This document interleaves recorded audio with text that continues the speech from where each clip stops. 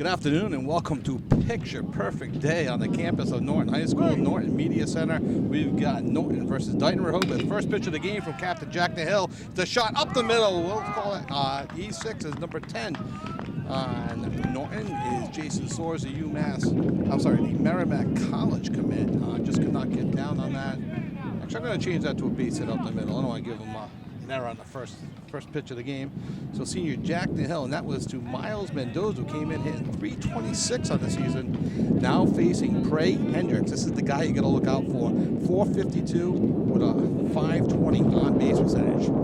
First pitch to Hendricks is the ball up high. One ball, no strikes to Prey Hendricks. Has on the season 3 doubles, 4 RBIs, 11 runs. Walks hit by 2 pitches. And has stolen 5 bases for good measure.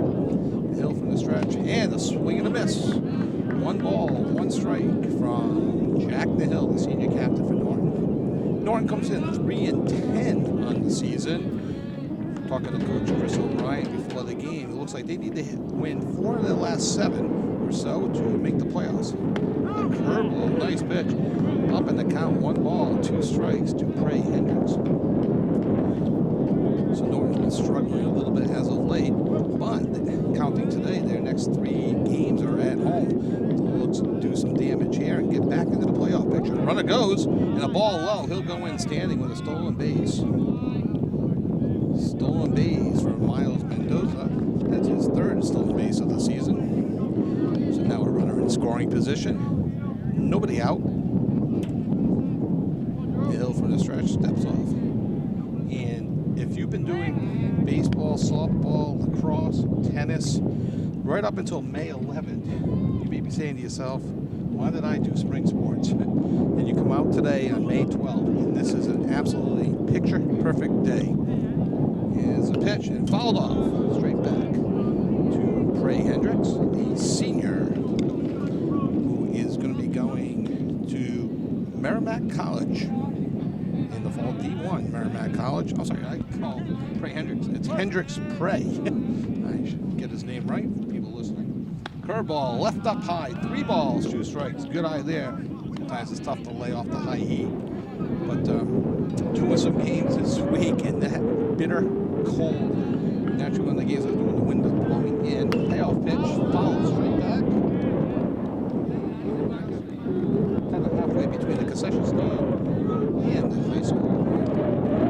Remains 3 balls, 2 strikes. 8th pitch of the at bat coming up to Hendricks. Good at bat, driving up the pitch count. The pitch fastball right down the middle. Good mix of speeds from Jack DeHill, the senior.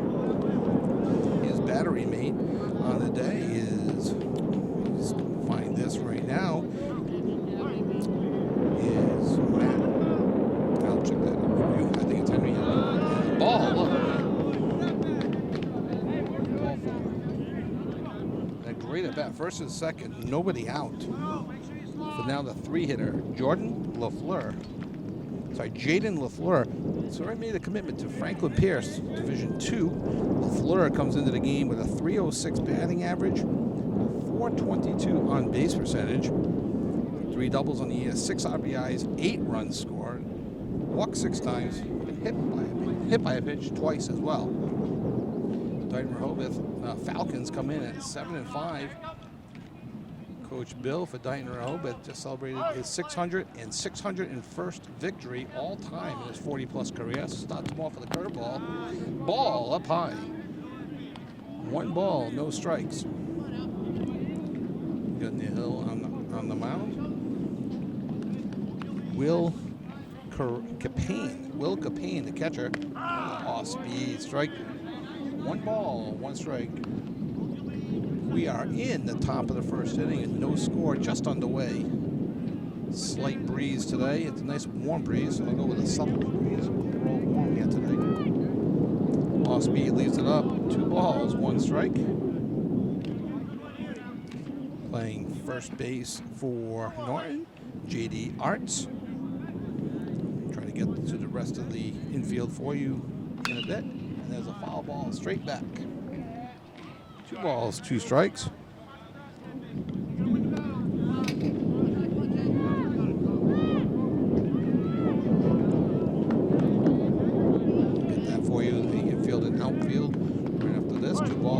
strikes, nobody out. Infield back, looking for the double play. Curveball, swing or miss, strike 3. First out of the game. First out of the game always feels good.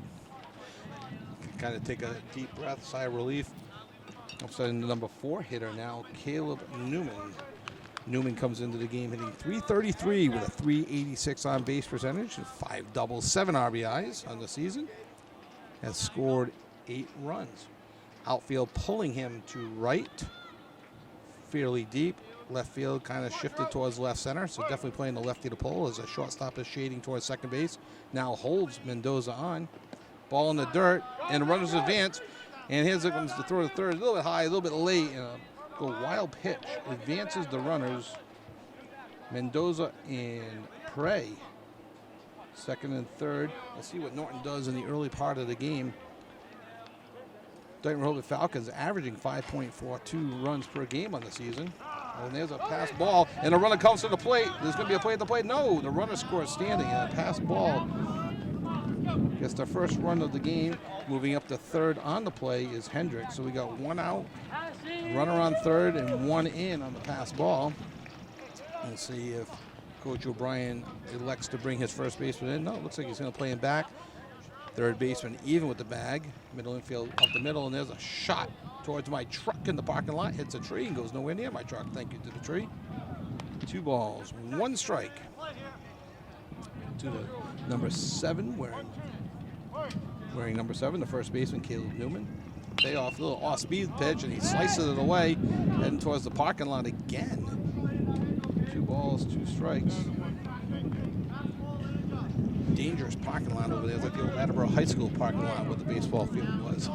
Lots of foul balls there. 2-2. Delivery in the dirt. And that one gets past the catcher, and scoring easily is Prey Hendricks on the season with his 12th run scored of the season. So Norton will reset with 1 out, nobody on. 3 balls, 2 strikes. So Dighton-Rehoboth has 2 runs on courtesy of just 1 hit. Leadoff single by Mendoza up the middle. 2-2 pitch. Off speed. There's a ground ball to shortstop. Reads the hop. Comes in on the hop. And on the run. Makes a nice play. We'll score that one 6-3. So 2 outs here in the top of the first, with Dighton-Rehoboth enjoying a 2-0 lead yet. Technically it's 2, and Norton hasn't come to bat yet, so you can't score at 0. They haven't had a chance to score. Now batting senior, number 23, Mason Culpa. Culpa comes in on the year hitting .250, but with a .391. That's our way, Jeff. Jeff Carr on camera. Tom Kevin Callahan, play-by-play in color, and that goes over our head. It's a little dangerous up here, huh, Jeff? You warned me, but I didn't believe you at first. But apparently it's true. So it's strike 1 foul up here. And it's a fastball right down the middle. 0-2, and the Hill is up 0-2 on Culpa.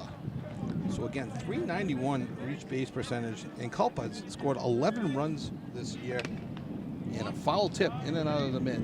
Stays alive. So 11 runs scored, 8 walks, a hit by pitch on the year. So he knows how to get on base. Does Mason Culpa. He also has a home run on the year. The only home run this year for the Dighton-Rehoboth Falcons. 1 home run, 4 RBIs. The senior who will be going to UMass Amherst, a D1 commit. Always exciting. New England produces some D1 commits. They say it can't be done. I beg to differ. Up high, a little off speed, leads it up. 1 ball, 2 strikes to the number 5 hitter, Culpa. Again, Coach Bill Cuthbertson, also the basketball coach. There's a curveball, just missed. Just inside. 2 balls, 2 strikes. Getting his over 600th victory the other day in baseball. Actually has 601. And fastball, swing and a miss. Strike 3. And the 6th pitch at bat. So, after a half an inning, Dighton-Rehoboth 2 runs, 1 hit. No errors, no left on base, and we will be back right after this. And welcome back to the campus of Norton High School. It is 2-0 here in the bottom of the first. Leading off For Norton is Evan Lander, the senior. Designated hitter. Wearing number 2, and there's a curveball for a strike. Pitching for Dighton-Rehoboth Falcons is Hendricks. Hendricks Prey. Oh my gosh, sorry. And there's a shot right up the middle for a base hit. So both leadoff batters have led off the game with a leadoff hit. Hendricks Prey on the air comes in with an 0-1 record with a 4.38 ERA, but a very impressive 1.14 whip. Walks and hits divided by innings pitched. He has 10 strikeouts and 6 walks in 12 and a third innings. Batting second is the center fielder, Thomas Mulvaney. Big lead at first, and he looked for him and gets back. First base can't find it. Gets a little help from Lander. Tells him where it is. He knew he wasn't advancing. Pickoff attempt fails. Not necessarily meant to pick people off, but more to just kind of keep the runner close. Evan Lander with a big lead. And Coach O'Brien wants to keep the bunt on, as O'Brien is a very fundamentally sound coach and likes to play small ball. Norton coming in, averaging themselves almost 4 runs a game. Dighton-Rehoboth giving up 3.5 runs per game. And the 0-1 pitch curveball in the dirt. Nice block.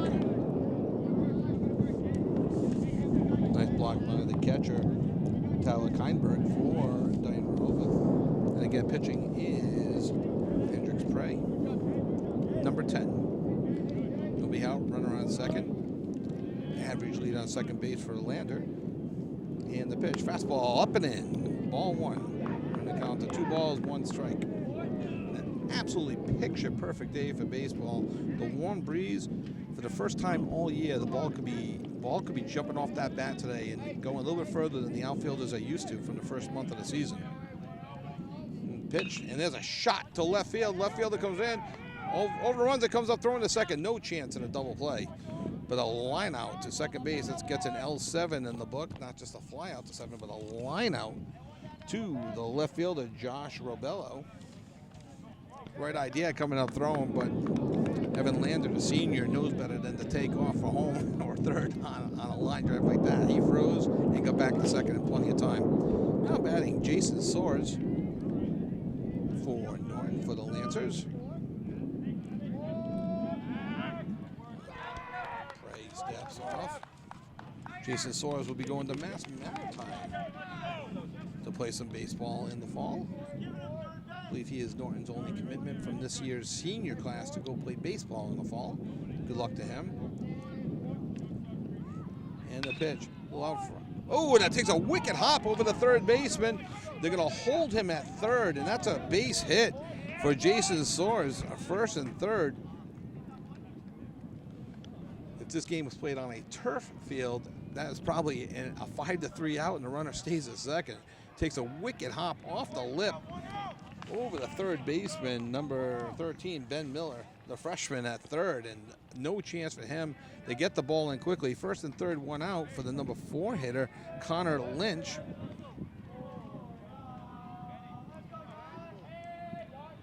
Connor Lynch batting 4th. First and third, 1 out.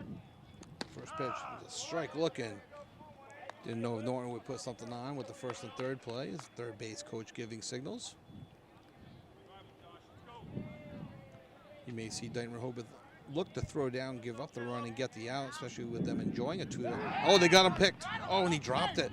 And the first baseman drops it, and the run scores on an error by the first baseman. They had him leaning the wrong way, and Norton gets their first run of the game as the ball kind of hits the hand and the runner all at the same time. And Coach Bill not happy with the first baseman right now. You may have picked that one up. So to reset, we got 1 run in, 1 out, 1 on, no 0-1 count to Connor Lynch. Number 4 hitter for Norton, nothing on there. Curveball, nice stop by the catcher. 1 ball, 1 strike. And again, the other day the temperature was, I did see outside, it was like 58, 59 59-60, but a wind chill of about 38 degrees as we had 30-mile-an-hour winds coming right at us. Here's a pitch. Letter high fastball, swinging and foul straight back. 1 ball, 2 strikes. See if Coach O'Brien elects to put Soares in motion here. 1-2 pitch. It's a good pitch to see a curveball or something in the dirt, something off speed, and that's the type of pitch you want to run on. Again, O'Brien, a commitment to small ball, fundamentally sound team. Pickoff attempt, nothing happening there. He didn't give away that he was stealing, like on the first and third play. Complex very busy today. Games going on all around us. All these teams got so lucky today. Runner goes, curveball fouled off. So he did throw the curveball, and he was running. However, 1 and 2, Lynch has to follow that, follows that one off, because that would have been strike 3 had he not swung. So, the 12th pitch of the at-bat coming up for Prey from the stretch. And the pitch, not going, curveball. And the Dighton-Rehoboth Falcons wanted that pitch. Not 100% sure where it missed. On the inside, cameraman Jeff, myself, Kevin Callahan here are down the first baseline. I guess inside, we don't have the most perfect view, especially on inside-outside balls. There's a ball high, but roped into right field. Right fielder's going to beat on it, catches the line drive to right. No advancement, no chance to get doubled off. So a 6th pitch at bat, and that ball was caught by Jaden LaFleur, the senior. Bringing up to the plate, Kevin Marinelli, a junior. Left-handed batter, so the Falcons shift their defense to right. Left fielder stays straight away, so there is a huge gap in left center field. Look for Soares to score and a double in the gap. There's a line shot our way, Jeff. Going over to the track. I'm okay with the fly balls. It's the line drives that are going to scare me up here. Just a long strike, because that goes all the way to the track. Just a practice, not a meet. 0-1 to the junior, Kevin Marinelli. Running on. Oh, and they hit him on a bounce. And runner advances to second. And that is a hit by pitch. Okay. I thought so, but he wasn't moving. So I was about to make up a rule that in softball it's a hit by pitch, but in baseball it's not. But I'm glad I didn't have to make up that rule. I want to keep the broadcast going. Sometimes I'll say anything, but so first and second, you don't see that too often. There was a player in Major League Baseball the other night who was so out in front of a pitch, he swung and missed for strike 3 on a ball that hit him in the thigh. So glad that didn't happen to Kevin Marinelli. Here comes senior captain J.D. Arts, playing first base, batting left, throwing left. Looks at a ball outside. 1 ball, no strikes. Soares on second, Marinelli on first. 2 outs, 2-1, bottom of the first. Prove to the set. And the pitch. Shot to the second baseman, backhands it, and goes to second for the easy out to end the inning. So that goes down as a fielder's choice, and Marinelli is out 4-6 for the 3rd out of the inning. So, after that inning, 1 run on 2 hits, 1 error, and 2 left on base. So after 1, the score is Dighton-Rehoboth 2 and Norton 1. We'll be back right after this. We're back here at the top of the 2nd inning, and Dighton-Rehoboth leading 2-1. It's Andrew Tetro. My mistake. I said that was Captain Jack Hill pitching. It's Andrew Tetro, number 14, starting his 2nd inning. Facing Ben Miller coming in on the season. The freshman hitting .229 with a .300 on-base percentage. Looks at ball 1 from Tetro. And there's a ground ball past the diving second baseman for Norton. So a base hit for the freshman Ben Miller. Taking the 2nd pitch. Tetro looked to have a little bit quicker inning as he threw 27 pitches back in the 1st inning. That ball was past the diving, I believe it's Nihil, now playing second base. Tetro from the stretch will face Josh Ribello, hitting 306 with a 381 on base. Looks at the ball high.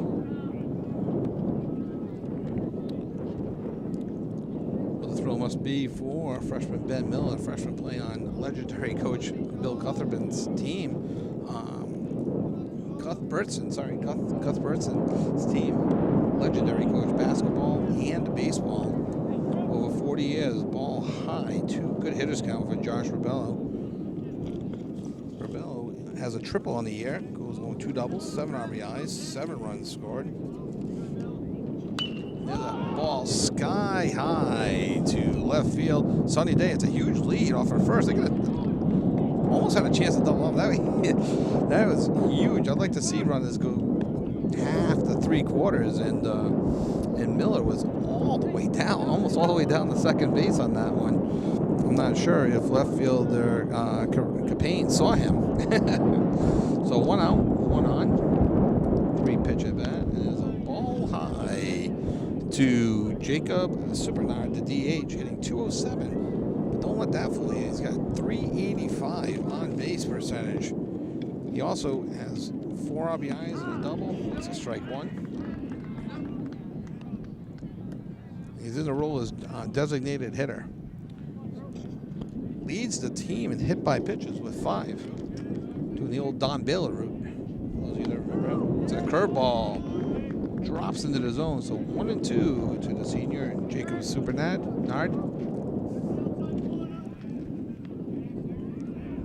Tetro from the stretch. And the pitch. And it hit him. A second hit batter of the game. 1 for each team. Always tough to hit a batter on a 1-2. He's probably trying to put him away, and you want your curveball to start in at him, but you need it to break over the plate. I'm sure that's what he was trying to do, is jam him with a curveball. And that brings in Tyler Kindberg, a 207 average, but with a 385 on base percentage. So these Dighton-Rehoboth with the Falcons, they know how to get on base. First and second, 1 out for the 9-hitter. Keeping him a little bit close to second, not holding him on at first. Tetro from the stretch and the pitch. Ball low. And a runners now go. Delayed. They have a shot at third. Here's the play to third. Safe at third. So ball 1, let's say a wild pitch in the dirt. Just couldn't find it. And you see that now teams are coached up. And you see in the softball, you see in baseball, dirt ball reads, and the coaches want. They see the ball in the dirt. They want the players getting a jump right away and taking off for the base. So it was a little bit delayed, but dirt ball read. And then now at second and third, corners move in. And there's a foul ball back behind us, back towards the track, off the electrical box. You may have heard that one. Outfield fairly deep. There is a slight breeze. Corners, first baseman moves back in, third baseman even with the bag. And there's a foul straight back. 1 ball, 2 strikes. Second baseman also kind of even in the baseline, not in on the grass, but I wouldn't say halfway either. Shortstop for Norton back in normal position. Second and third, 1 out for the Falcons. They lead 2-1, top of the second inning. Tetro from the set. There's a ball in the dirt. Does not get far enough away from the catcher, Eck. Henry Eck is the catcher. Alex Tetro is the pitcher. Tetro. So 2 balls, 2 strikes. 1 out. Fastball, that gets away from the catcher. And here comes the run in. Dighton-Rehoboth gets a 3rd run of the game on a wild pitch. And Supernard advances to 3rd on the wild pitch. So 3 balls, 2 strikes. I mentioned earlier that Norton is 3-10 on the year. They've been struggling a little bit of late. But they have 3, including this one, 3 home games in a row, looking to right the ship as they make a little bit of a playoff push. Fastball, swing and a miss, strike 3. That's a huge, huge out for the Norton Lancers. So you got 2 outs and a runner on 3rd. They turn the order back over to Miles Mendoza, who came in with a 326 average, 333 on base percentage. With the numbers that tight, you knew he was up there hacking like he did the first pitch for a strike. And there's, I don't have to call that one a pass ball. And that scores a runner. It was in the dirt, but the way he kind of attacked it with just a backhand, he didn't try to block it. I'm going to go with a pass ball on that one. So that brings in the second run of the inning, the fourth run of the game. Dighton-Rehoboth Falcons lead 4-1 now. 2 outs, top of the second from Miles Mendoza, who hit a single up the middle. First at bat, looks at ball 2. Mendoza advanced to second on a hit by pitch, advanced to third on a wild pitch and scored on a pass ball in the first inning. He lost one into right center field. Looks like the right fielder for Norton has it.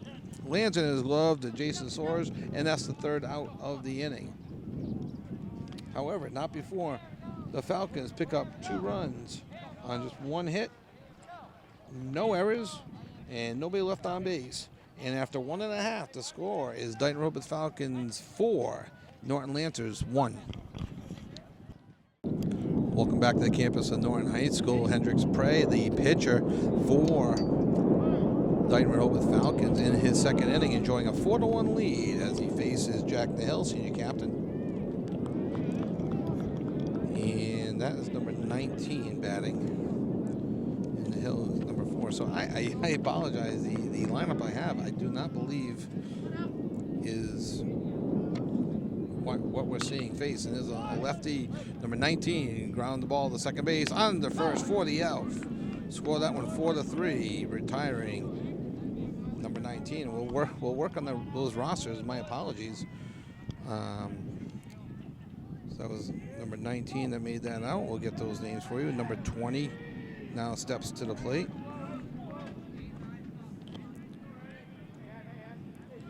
So the batting 8th in the lineup. 1 out, nobody on. Pray from the stretch. And there's a ball hit deep. They talk out in the outfield. Right fielder calls them off, and there's a pop out to right field for the second out, as you could possibly hear right fielder Jaden LaFleur call off center fielder Matt Supernard, who's in there to play defense, not unfortunately for Matt, but good for him. He's playing center field, but not batting today. I'm assuming if he's in center, he's probably the fastest guy out there, and LaFleur might have the strongest arm of the 3 in the outfield. Swing and a miss to the number 9 hitter. Try and get a number for you here.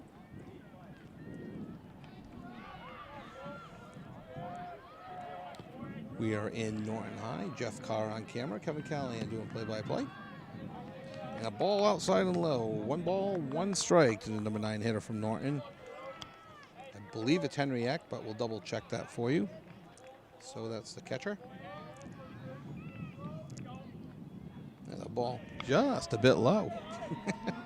60 feet 6 inches from the rubber to home plate. I'll estimate 59.9 on that pitch. Just a little bit short.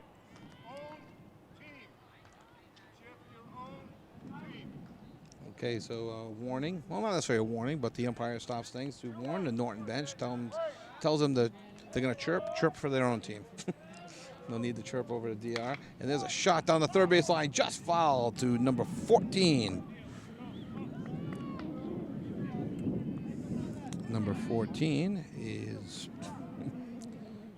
now we'll get all these names and numbers for you straightened out. I'll do my best. Number 14 batting in the number 9 hole for Norton.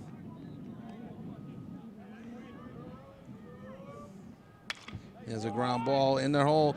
Gets past the third baseman, shortstop up, not in time. And we'll call that an infield single for number 14.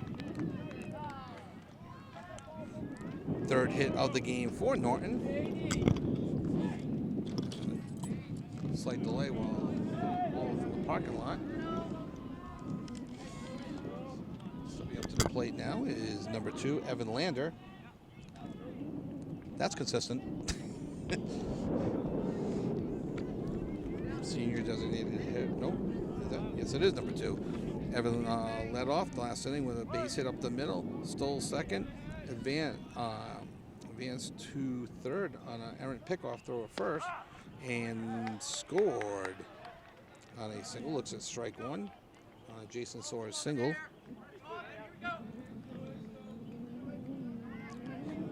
Oh and 1, 2 outs. Runner on first. Good lead for number 14. Crew looks back, and he's kind of moving his feet in the pickoff attempt. No movement there. Didn't necessarily show that he was going to steal or not. Norton trails 4-1 in the bottom of the second. May try to take things a little bit more conservatively. Trailing 3. Runner goes. And I was going to say, however, if he does go, it's also not a bad idea. If he's out, top of the order is up for Norton to start the next inning. If he's safe, now you get the top of the order ready to bring them in. And traditionally, you know, your top of your order, your first 2 guys are your table setters. They get on base a lot, and your 3, 4, 5 are your power guys to bring them in with the doubles and the home runs. Not going this time. Ball just outside. 1 ball, 2 strikes.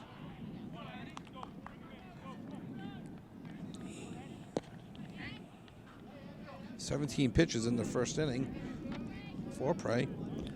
1 ball, 2 strikes, 2 outs. Not going. Ball just outside. It's a great 1-2 pitch. That's a pitcher's pitch. If Lander swings at that, at best he's going to follow it off. Just far enough outside. It doesn't go chasing. 2 balls, 2 strikes. And the pitch. Down the middle. Swing and a miss. Strike 3 for the 3rd out of the inning. So for Norton, no runs, 1 hit. 1 left on base, and after 2, the score, Dighton-Rehoboth Falcons 4, the Norton Lancers 1. Welcome back to the campus of Norton High School. Just want to clarify one thing on the 7, 8, 9 hitters for Norton. We're number 19, Adam D'Erico, number 20, Henry Eck, and number 14, Alex Tetro. We are in the bottom of the 3rd. No, we are not. We are in the top of the 3rd. And the score is 4-1, Dighton-Rehoboth. 14, Tetro takes the hill for his 3rd inning.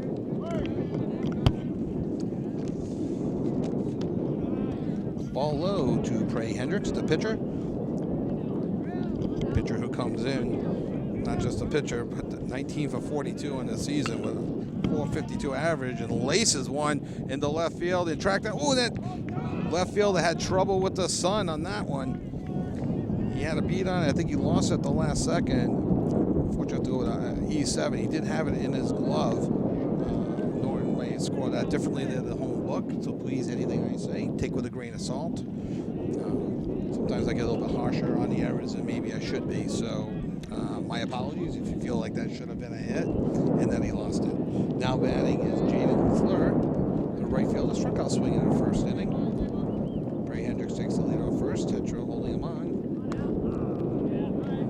Strike 1. Wind's picked up a little bit too, so left fielder for Norton had a double duty of some wind and some sun. Good lead at first and set, and curveball drives it into the ground. It's number 25, Jaden LaFleur.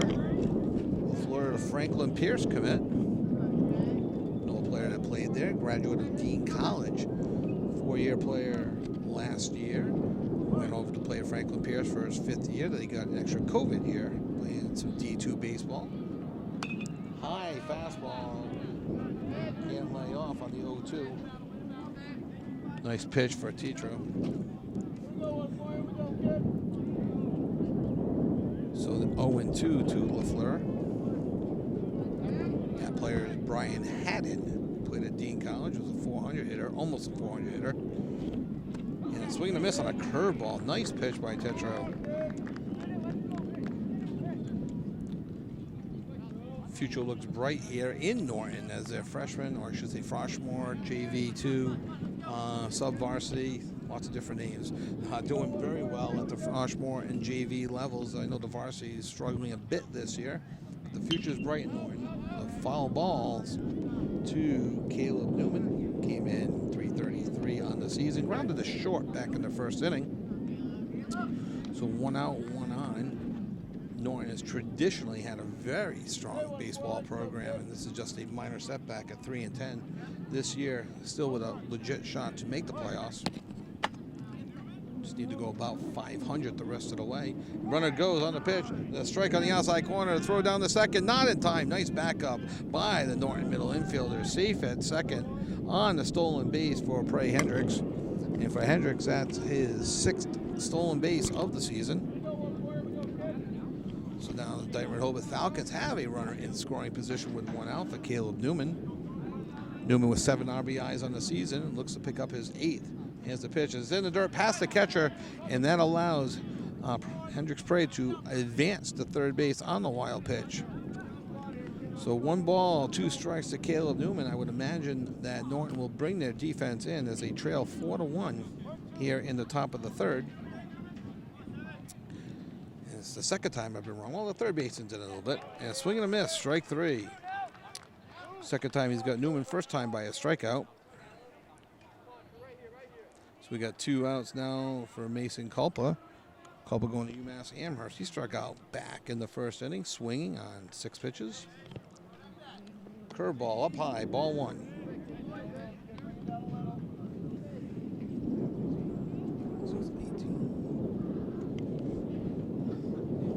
Tetro came into this inning with 45 pitches. The ball, I'm not quite sure where that one missed, maybe a little bit low. 2 balls, no strikes. Pitch number 58 coming up for Tetra. There's a ball in the dirt. 3 balls, no strikes. We'll see if the green light is on, up 4-1. And I'm seeing more and more batters get the green light on 3-0. Sometimes the pitcher takes just a little bit something off of it, but they still groove it down the middle of the plate. Culpa coming in with a 391 on base percentage. Take it all the way, thought it was ball 4. And just because they have the green light doesn't mean that they have to swing. It's kind of a misconception, I think, with a lot of players. Not his pitch, 3-1. As you saw, he thought it was ball 4. So 3-1 the count. And the pitch. Oh, that hit him. 2nd hit batter of the game for Tetro. So they got 2 outs. You can hear the infielders talking. So it's 1st and 3rd, 2 outs. They'll hold him on first base. J.D. Arts, the senior captain, will hold him on first.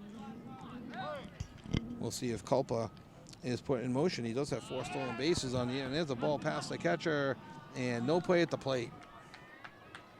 So ball 1. Pass ball there.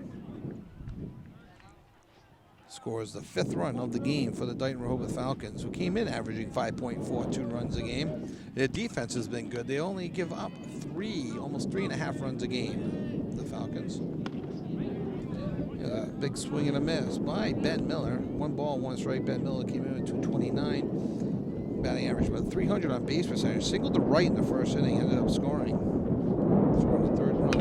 And there's a shot going to right field again. We'll see if the wind plays tricks with it. And right fielder for Norton on the run in foul territory makes a real nice running catch for the 3rd out of the inning. So 1 run for Dighton-Rehoboth that inning on no hits, 1 error. No one left on base, and after 2.5 innings, Dighton-Rehoboth Falcons 5, the Norton Lancers 1. Welcome back to Norton High School campus. The score is 5-1 Dighton-Rehoboth as we enter the bottom of the 3rd inning. Now batting number 10, Jason Soares. Looking at ball 1. And I'm just writing down this. So ball 1 to Jason Soares. Hendricks Prey still dealing here for Dighton-Rehoboth Falcons. And there's a shot down the left field line, hooking foul. They give it a chase, but no go on that. So 1 ball, 1 strike to Jason Soares.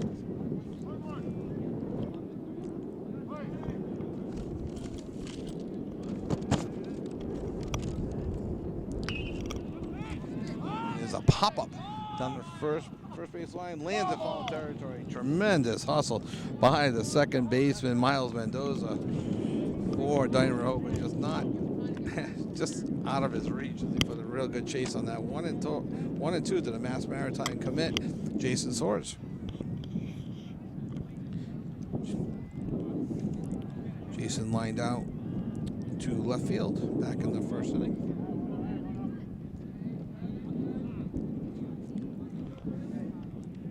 My apologies if I've got any of the names wrong throughout the first couple of innings for Norton. There were some changes. Put it all on myself. Coming from work. Curveball, strike 3 looking. That's a nice pitch for Prue. just the first strikeout for Prue.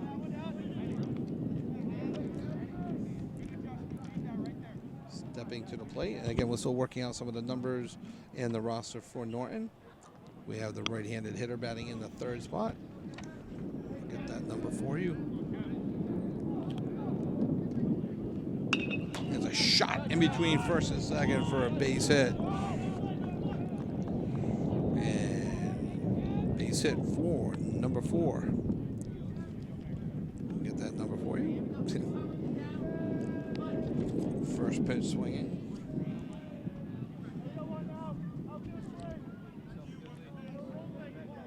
I think that might be senior Jack Nahill that got that hit.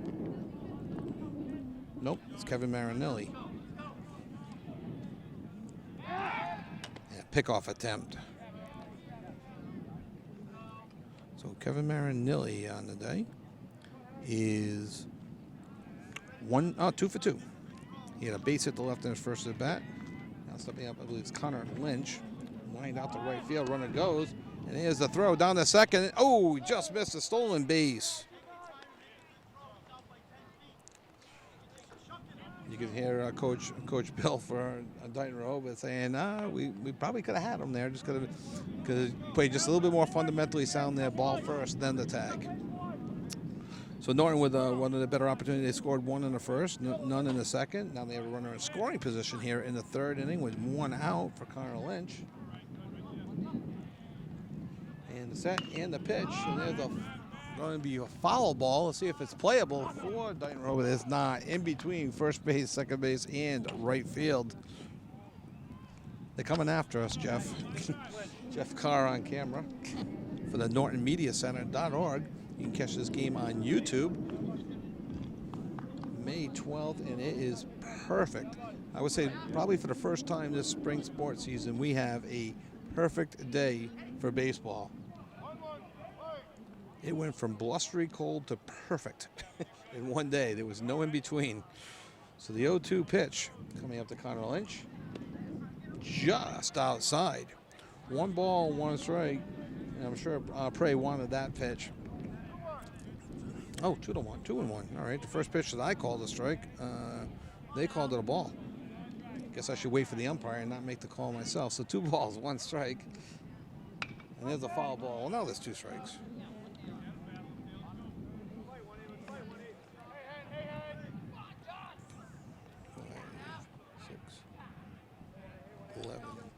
Prey had 28 pitches coming into this inning.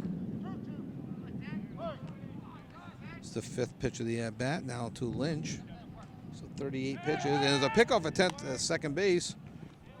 Always dangerous, because that wakes up the center fielder. If they throw it away in the center field, clearly Marinelli's going to be going over. Marinelli will be headed to third base on that. Did not happen, and he got back easily at second base. A little daylight play there. I think they tried to run. Runner on second, 1 out. The 2-2 pitch. Curveball, strike 3, and he knew it. Second strikeout of the inning and the game for Prue. Now stepping up to the plate is number 1. Just double check that for you. I believe it was Connor Lynch, but we'll double check that.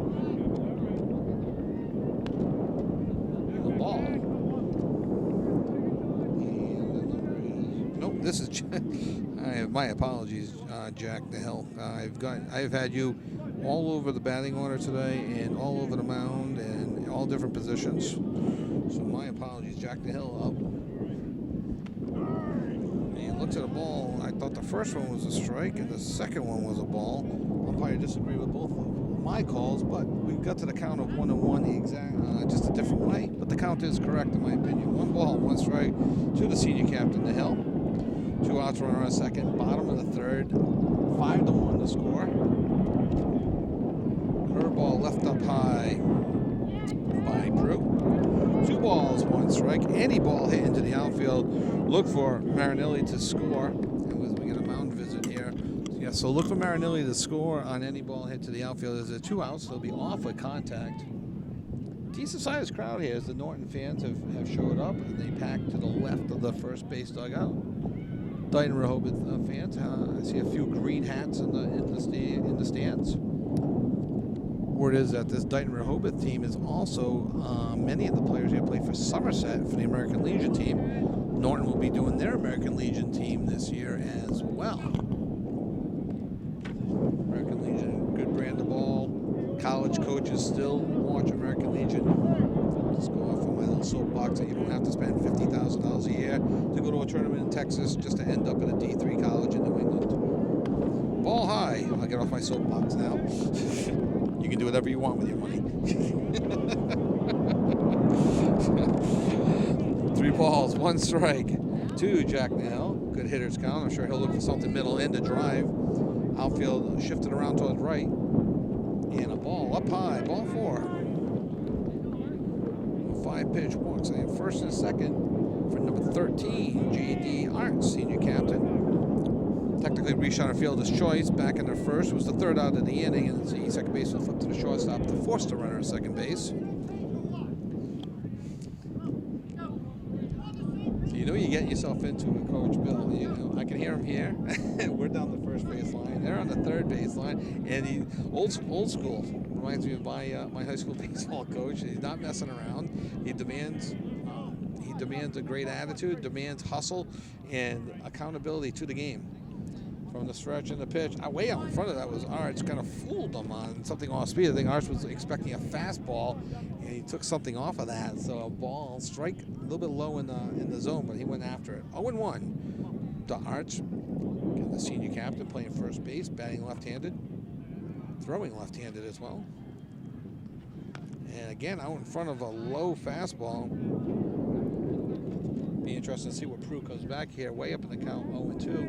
Will he try to climb the ladder and get Arts going after something high, or will he try and live low? Live low like that is dangerous because the ball can easily skip past the catcher. Now you got runners on second and third. So we'll see what Prey does on this next pitch. And the set. And he goes low again, just outside though, low and outside.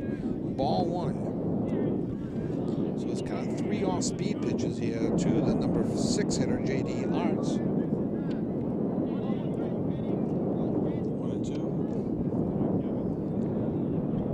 Cheering on by Prue's teammates. Outfield straight away. And again, leaves it up. 2 balls, 2 strikes. As a runner in this situation, the runner on second, I used to hope that the next pitch was a ball. I used to love getting a huge lead on second base with 3 and 2 outs. Shortstop keeping him close at second. First baseman not holding him on in first at all.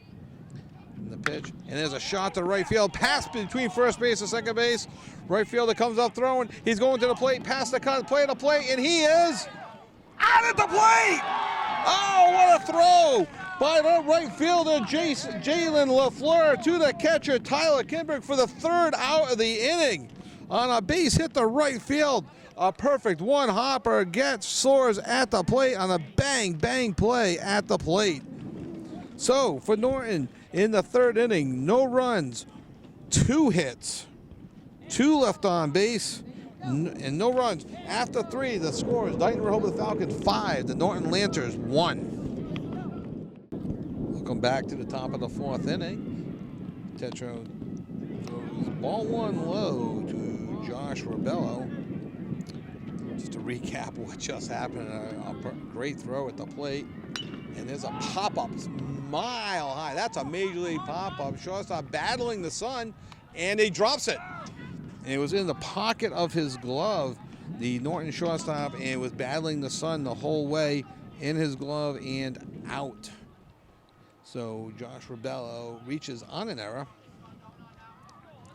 That's a tough one. So Norton in this situation will look to turn a double play. We'll see how they play their defense. Third baseman plays back, not expecting the bunt. Number 8 hitter, Jacob Supernard, hitting .207, but with a .385 on base percentage. Short lead at first, and it's a strike low. So we're on the Norton side of the field, and as you can imagine, I would say 100% of the Norton fans thought he was safe at the plate. I'd be curious how the Dighton-Rehoboth fans feel. I'm sure they think he was safe at the plate. And a ball high, 1 ball, 1 strike. As Soares was thrown out on the play by LaFleur. A great one-hopper. If that was on a turf field, that might have bounced over the catcher's head. That's how hard he threw that. Short lead at first. Rebello. He's going. He gets a trips going to second. They might have a play at second base, and just late it goes into center field. Gets past the shortstop, and on his way to third standing is Josh Rebello. So a stolen base and an error that allows him to go to third. So Josh Rebello has been the beneficiary of 2 errors to get to third base. So the count is 2 balls, 1 strike to Jacob Supernard. And now Norton will bring their corners in, and the middle infield is kind of halfway. And there's a ball low, 3 balls, 1 strike. And now the infield comes in all around, outfield in their regular depth, probably about halfway to the fence on the grass, maybe a little bit further back. And there's a pitch, ball 4 low. So first and third, nobody out. Tetro came into this inning with 63 pitches, is now at 67. High school limit being 105. Norton getting somebody loose in their bullpen. Look for Dighton-Rehoboth pitcher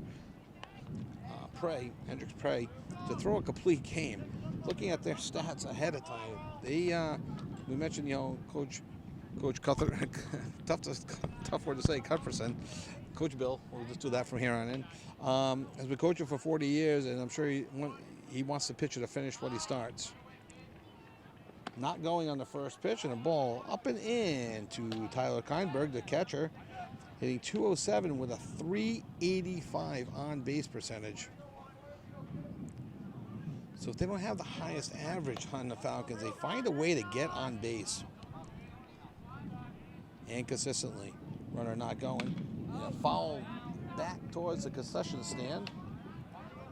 Lands harmlessly enough. No damage. 1 ball, 1 strike. To the number 9 hitter, the senior, Tyler Kindberg. Dighton-Rehoboth Falcons starting 8 seniors and 1 freshman. The freshman must be a fantastic player to crack up an all-senior lineup. Runner goes, swing, and in the dirt. Strike 2, no play on Bernard at second base. So second and third, nobody out. The count is now 1 ball, 2 strikes.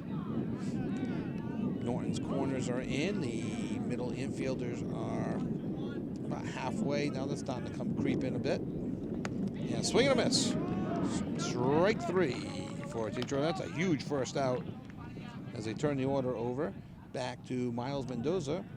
Singled and scored back in the first and popped the right field in the second. We are in the top of the 4th inning. Swing and a miss at the ball in the dirt.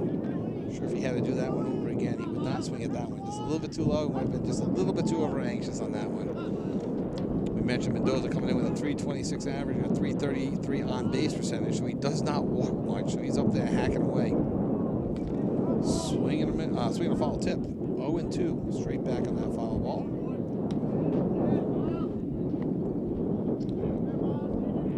Norton continues to play their defense in. Tetro pitches in from the stretch. Outfield straight away. And the delivery. Ball in the dirt, nice stop. 1 ball, 2 strikes.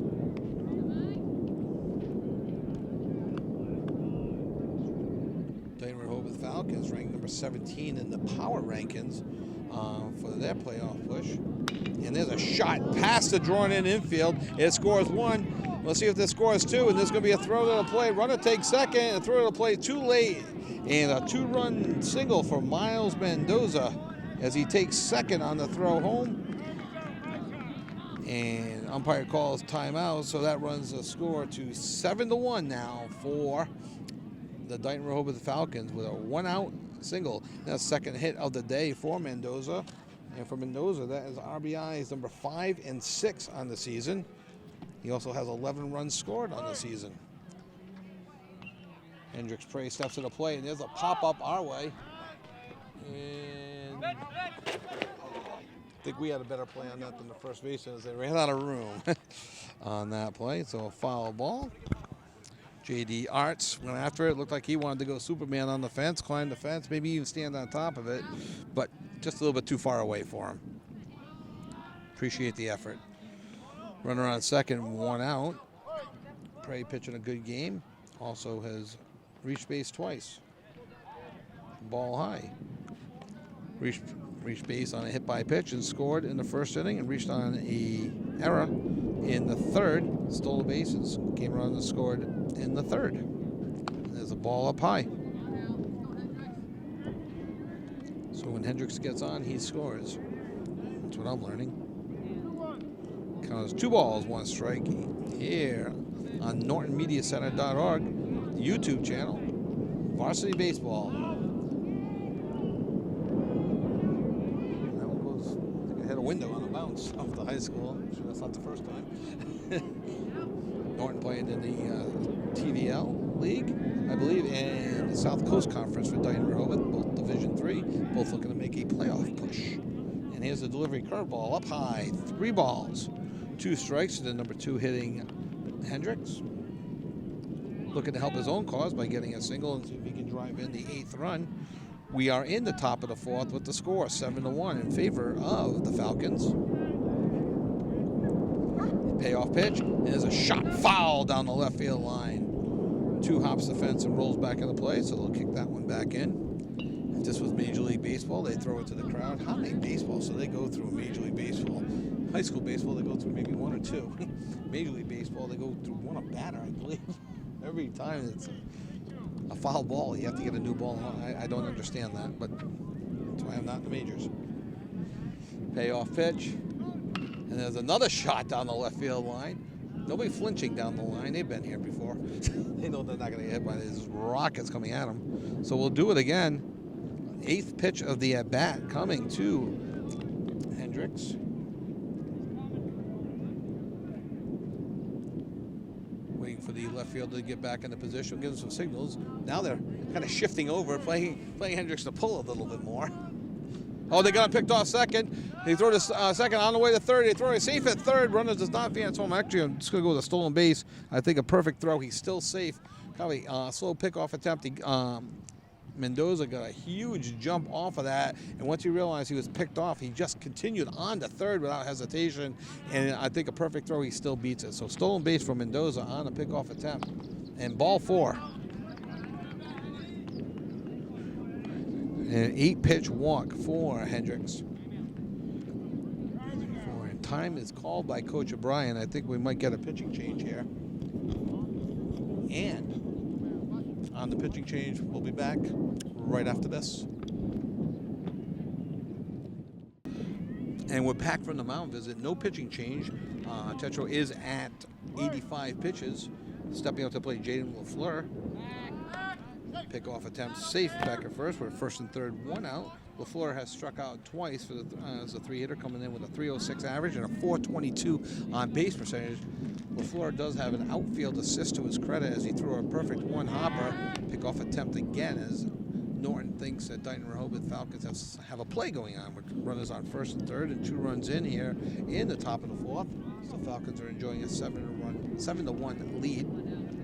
A healthy lead at first base by Hendricks. He's going. And they're throwing straight down to second, and they got him out second, and no advancement at home. Henry Deck throws down to second base to get the second out of the inning. No advancement on the play by Mendoza. I personally like to see them throw down to second more often. So many times I think the other team thinks that there's a play on, so they don't run the runner from third, and the guy does get thrown out at second. Ball high to LaFleur. 2 balls, no strikes. Runner on third with 2 outs and 2 in. Mendoza stays at third. Tetro throws from the windup and the pitch. Ball low. 3 balls, no strike. Curious to see now if LaFleur has the green light. 3-0 count. Tough day at the plate. Strikeout victim twice, but he is hitting .308 on the season. He does have the green light. He hacks at it. Foul tips it. .306 on the season, sorry. For LaFleur is it's 3 balls, 1 strike. 90th pitch of the game coming up for Tetro as he looks at ball 4.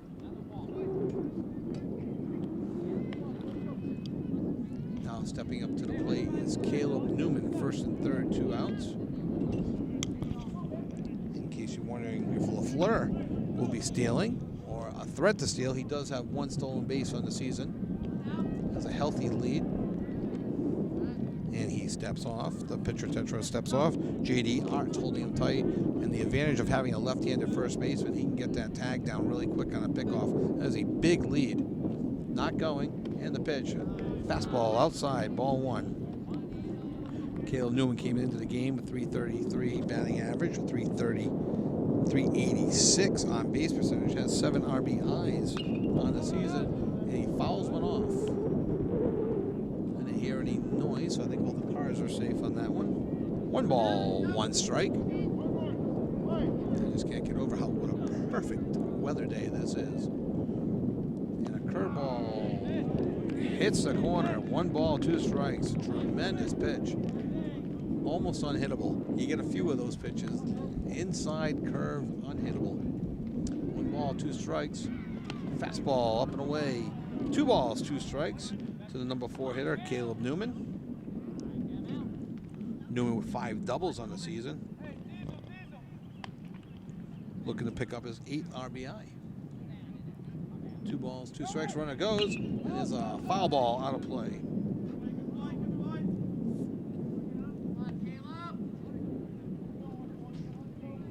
Interesting that he was not stealing on the first 4 pitches of the at-bat. We'll see if they keep it on. 2 balls, 2 strikes.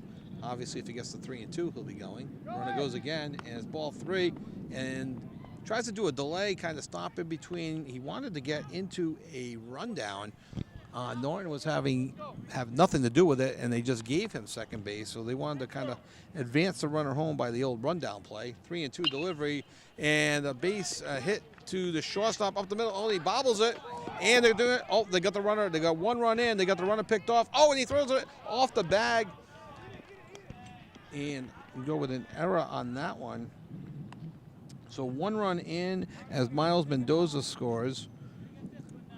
Jaden LaFleur had an adventure on the base pass as he was looking to score, as he was running with 2 outs, and almost got caught in a pickle and dove back to third. The ball got past him. That allowed Caleb Newman to advance down to second base on the pickoff. So second and third, 2 outs, and there's a strike low to the 5th hitter, Mason Culpa, who struck out and got hit by a pitch. 3 runs in this inning. Ground ball to short. Comes up clean. Over the top throw and gets him at first by a half a step. However, in the 4th inning for Dighton-Rehoboth, 3 runs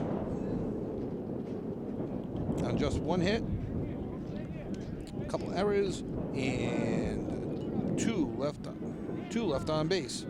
After 3.5 innings, the score is the Falcons 8 and the Lancers 1. Welcome back. We do have a pitching change. We'll get that to you in 1 moment. And a ball low to number 19, Adam D'Erico. Now pitching is Ben Miller for Dighton-Rehoboth. And there's a base hit up the middle for D'Erico. And really quick on Ben Miller. On the year, he is 1-0. 6 1/3 innings, 2.84 ERA with a .79 whip. In those 6 innings, 9 strikeouts and just 2 walks. Has hit a batter. Now batting number 20, Henry Eck. And so basically what happened is Hendricks, who was pitching, who retired after 48 pitches in 3 innings, now plays third. Third baseman Ben Miller now goes to pitcher's mound. We are in the bottom of the 4th. The Falcons are enjoying an 8-1 lead. Pickoff attempt, back safely. Field getting a little dusty here in the late afternoon. Another pickoff attempt, back safely. Is diving back is D'Erico, now batting number 20, Henry Eck, who flew out to right field in his first at bat. And one thing I'll disagree with this. It's up 8-1. Let's stop worrying about the batter, unless he didn't think he had enough warm-up pitches. Now he's getting his warm-up pitches by doing pickoff attempts. But you're up by 7. More important to get ahead of the batter, in my opinion. Have a curveball low. to Henry Eck.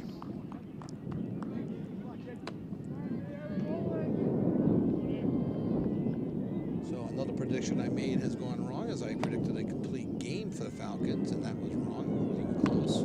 Foul ball straight back off the skull, I believe. As far as you can see, it was. We'll see if it hit or not, but definitely deep enough that this hole. 1 ball, 1 strike. To Ben Miller, bit of a power. Almost had him a bit, but not a very big lead, just kind of a slower reaction getting back. Fundamentally sound Norton Lancer team, as always. Coach O'Brien very excited for the future and excited for this year's team. Runner goes up, throwing hard and fast, but just off to the left. Stolen base on ball 2 for Dierico. So a runner in scoring position against the new pitcher. Number 13, Ben Miller.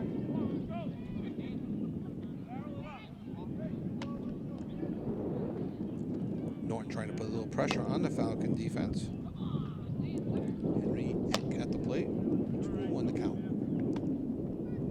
And the pitch. Curveball. Just a bit low. Maybe just a bit out. Catcher's looking back, and he told him to bring it up a little bit, so I guess he called it low, not out. Did not miss by much. 3 balls, 1 strike.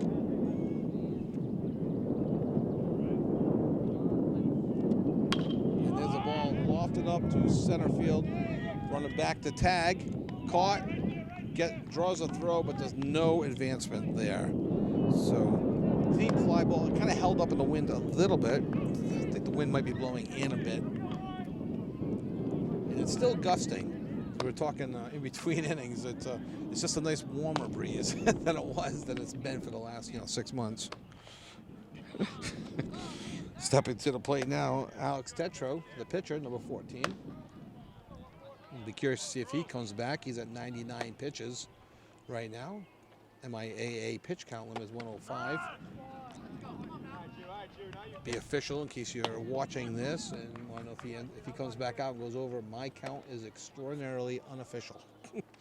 So you'll have to check with the home book on that. 0-1 to Tetro, who reached on an infield single back in the second. Pitch, it gets past the catcher, and advancing easily is number 19, Dierico. Go wild pitch on that one. See what the Falcons do. Coach Bill's not asking my opinion, but I keep the defense back, give up the run and get the out, and that's what they're doing. 1 ball, 1 strike to the number 9 hitter,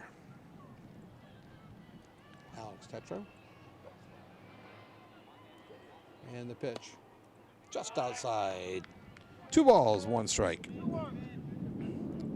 Coming into, Prue had 48 pitches through 3 innings. Now we're on to Ben Miller, who's now thrown 10 so far this inning. Time is called. Umpire looking off field and to his right, but not saying anything, so no warnings or anything like that again. So. Whatever chirping happened a few innings ago has subsided. 2-1 from the stretch. And the pitch. Swing and a miss. Strike 2. Ball just low, too. But it had a little extra movement on it. A little throwing just a little bit harder than Prue, I'd say. First time seeing him is these Norton batters. 2-2 in the delivery. Curveball, swing and a miss, strike 3 for the second out of the inning. Always a big out when you retire a 9-hitter, just as you turn the order over, you want to have as many outs in the inning as possible, because that brings up Evan Lander, 1 for 2 on the day. He has a single, a stolen base, and a run scored. Batting from the left side is Lander, the leadoff hitter. Ball, low and in, 1-0. The wind has picked up. It's a little bit windier than when the game started, but it is a nice warm wind. Not a cloud in the sky. Picture perfect day here in Norton.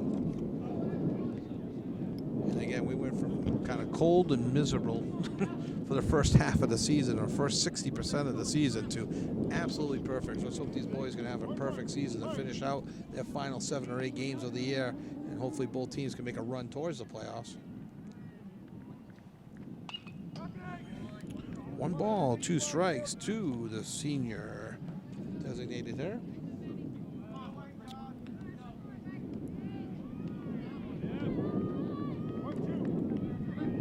So anxious sometimes when you're down a few runs. You want to help the team so bad. You're just going to focus. There is no 7-run home run in you. You just want to make contact to get 1 run and go 1 at a time. Fouls it off. It's a low heater.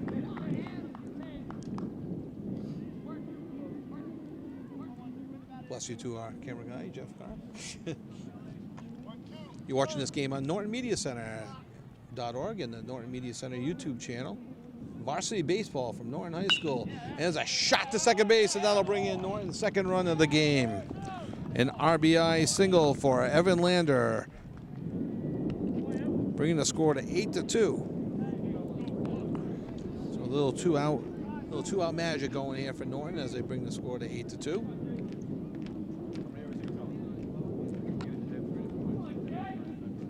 Bringing to the plate now, Jason Soares, the Mass Maritime commit. Jason Soares likes discipline because he'll get plenty of that at Mass Maritime Academy and through the baseball team. Ball high. Soares is 0 for 2 on the day. He lined out the left and struck out looking at 4 pitches. 0 for 2. Lander gets a good sized lead over first base. They try throw, they throw over. Dives back in. Really no play. Good healthy lead. Let's see what his secondary lead looks like. Ben Miller, runner goes. And kind of a hit and run play. Almost past the vacated second base spot. On to first. Gets the 3rd out of the inning. Almost hit that hole between first and second. And second placeman made a nice recovery to get the 3rd out of the inning. But for Norton, 1 run, 2 hits, 1 left on base. And after 4 innings of play, the Falcons 8, the Lancers 2. Welcome to the top of the 5th. We have a new pitcher for Norton. New pitcher Jake Seaver relieving Andrew Tetro after 99 pitches. Andrew gave up 8 runs, but only 3 hits. There was some tough defense a little bit behind him. And there's a ball high for Ben Seaver as he faces Ben Miller. Pitcher versus pitcher. Ben Miller 1 for 2 on the day. Has a single to right, scored a run, and fouled out to the right fielder. A nice running catch by the right fielder in Norton. Swing and a miss. So 2-1 to the Falcons. Pitching for Norton, number 5. Just going to double check my roster one more time because somebody called him Thomas. And I definitely have in my roster number 5, Jake Seaver. I'm going to continue to call him. You know what? There's 2 number 5s in my roster. There's number 5, Thomas Tharp, and number 5, Jake Seaver. And I'm going to go with the parent on this one. And he lost a fly ball to right. Battling the sun is the right fielder. So I'm going to go with Thomas Tarp. Thank you, parents, and let's go Thomas. And that is a fly ball to right field to retire Ben Miller for the first out of the 5th inning. Stepping to the plate now, number 20, Josh Rebello, who flew out the left, reached on an error, stole second, got the 3rd on an error, and ended up coming around to score on a single. Ropes one, if it hits the gap, nice job of Norton to cut off the gap. That gets by him. That could be rolling for a triple. That was a hard hit ball to right field. Nice play by the right fielder to cut that ball off, holding Rebello to a single for his first hit of the day. Stepping up to the plate now is Jacob Supernard, the designated hitter, who has been hit by a pitch and walked. He has scored twice and has a stolen base on the day, upping that on-base percentage up over 400 now in the season as he looks at strike 1. You always want to have that on-base percentage about 100 points higher than your average. Jacob's going to have an on-base percentage 200 points higher than his average. Oh, they called the balk. And that said, so no pitch. They call the balk, and that sends Rebello down to second base. And what I'm guessing there, and I'll have to take a look and see if he fixes it, I'm guessing he did not come to a set. I didn't see any rocking. You have to come to a set when you're in the stretch, and you got to hold your spot for basically one full second. It's an easy balk call for the umpires to make, and they usually make that confidently. As old umpire, ball high, Ron Luciano said, American League umpire back in the day, nobody really knows what a balk is anyway, so when they call it confidently, I'm going to go with he didn't come to a complete set. 1 ball, 1 strike to Jacob, the designated hitter. Short lead at second. Curveball gets him kind of waving at it. 1 ball, 2 strikes. Runner in scoring positions. Jacob has 4 RBIs on the year. 4 walks, 5 hit by pitches coming in, so let's just bump that up to 5 walks and 6 hit by pitches on the season. Man knows how to get hit. 2 balls, 2 strikes to the senior.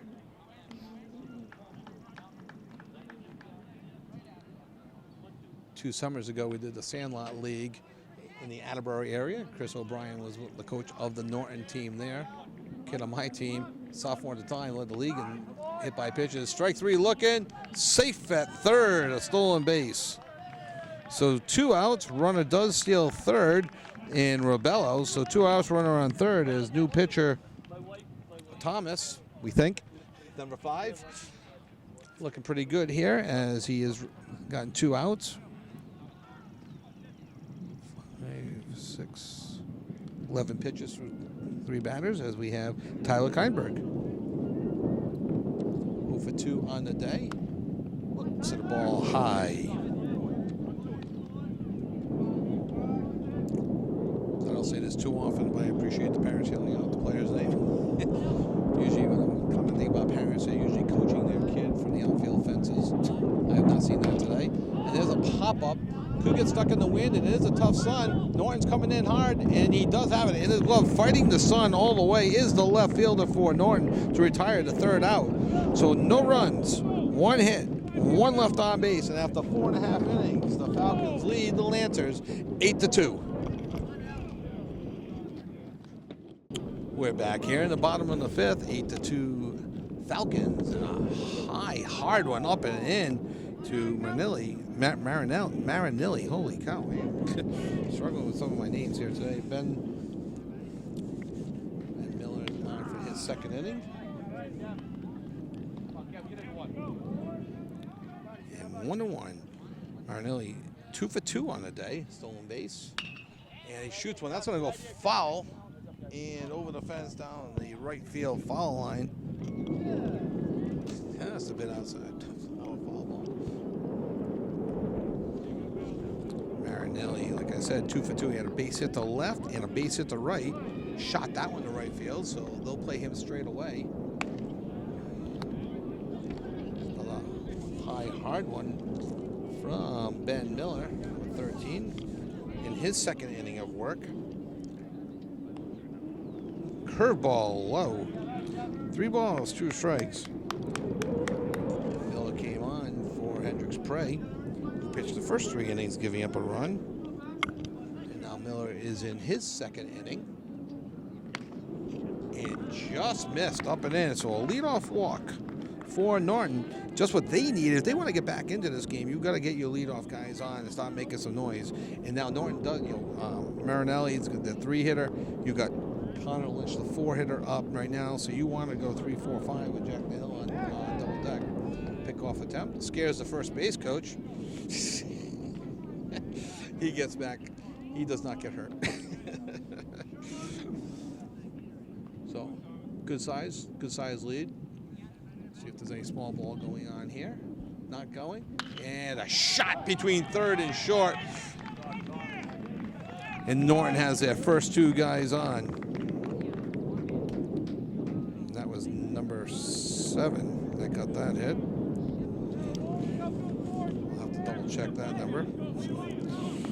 That was not Connor Lynch. Jack the Hill now batting. 1st and 2nd, nobody out. Falcons playing back, looking to double play third baseman very deep. If the Hill ever wanted to bunt one down the third base line, this would be the time to do it. Takes a very aggressive swing. Look at that. For a little 3-run home run there. Goes for a low one. With the right-handed pitcher falling off the third base side. And the third baseman playing deep. Sometimes you see a lefty try to drop one down. The pitcher falling off towards the first base side and the third baseman deep. You look for sometimes a left-handed batter to throw one down the third base line and see if they can get on. 0-1. Miller from the stretch and the pitch. And there's a bunt. It was more of a sacrifice, it looked like, than an actual bunt for a hit. So 0-2.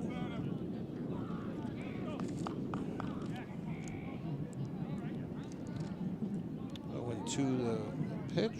0-2 to the batter.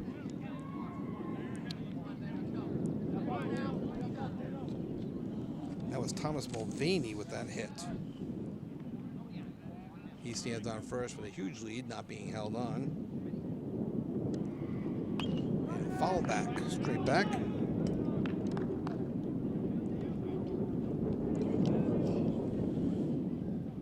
So that was number 7, Thomas Mulvaney. And again, we've had a couple changes. My apologies to the Norton parents and family and team members for the names. It's just some rosters issues. Swing and a miss. Strike 3 for the first out of the inning. And pinch hitting now is number 16. Pinch hitting for J.D. Arts. Number 16. I have Connor Lynch here, and I was supposed to have. So I did something here. So this is Marinelli, number 16. Yeah, I think I might just start avoiding the names from here on in, just giving numbers. I'm not sure. So 1-2. Strike 2. So quickly, 0-2. Ben Miller throwing hard here. Norton with a good scoring opportunity. First and second, 1 out as they got their first 2 guys on. One by a walk and one by a single. Miller up in the count, 1-2. A huge lead at first, average lead at second. And the pitch and a foul tip.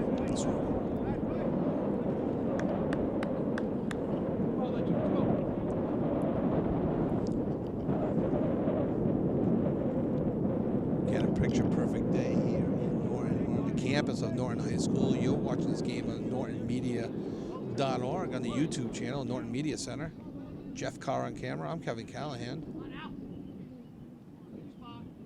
From the stretch and the pitch. Curveball just gets a piece of it to stay alive. Good piece of hitting there.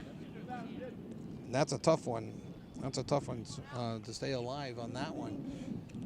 You're down 0-2. It's the last place you want to be as a hitter. You're trailing by 6. You want to make something happen, and here comes a pitch that just drops on you. Does a real good piece there, staying alive in the count.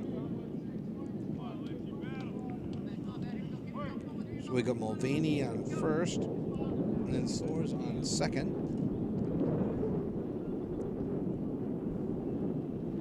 There's a ball in the dirt, ball 1. So 1 ball, 2 strikes. Be able to hear the Falcons coaches saying that's a good idea. Absolutely. 0-2. You don't really want anything down the middle. You want to try and hit a corner. You want to go up and in, low and away, anything to get the other team waving at it. Curveball, swing and a miss. Strike 3 for the second out. And that's Miller's 3rd strikeout, second this inning. Yeah, 6-pitch strikeout. Step into the plate, senior captain Jack Nahill.